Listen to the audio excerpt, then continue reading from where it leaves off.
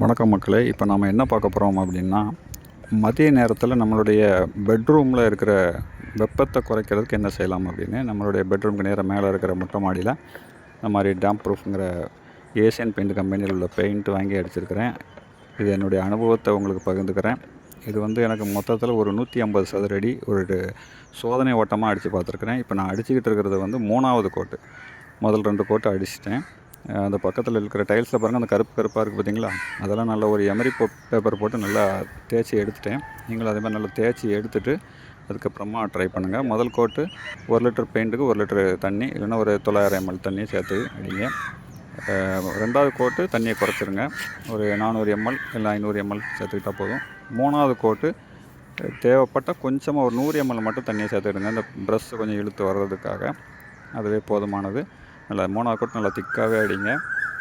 எனக்கு 2வது கோட்டு அடிக்கும் போதே நல்ல ஒரு அனுபவம் கிடச்சிது. மதிய நேரத்தில் வழக்கமாக இருக்கிற வெப்பம் இந்த தடவை சுத்தமாக இல்லை. இப்போ நான் 3வது கோட்டு அடிச்சிருக்கிறேன். நல்ல ஒரு அனுபவம். நீங்களும் இந்த கோடை காலத்தை சமாளிக்கிறதுக்கு இதை ட்ரை பண்ணுங்கள். இது வந்து விளம்பரம் அல்ல, என்னுடைய அனுபவத்தை உங்கள்கிட்ட பகிர்ந்துக்கிறேன். பெயிண்ட்டுக்கான மொத்த செலவு 4 லிட்டருக்கு 1300 ரூபா. உங்களுக்கு வேறு எதுவும் அனுபவம் இருந்தால் கமெண்டில் சொல்லுங்கள். நன்றி.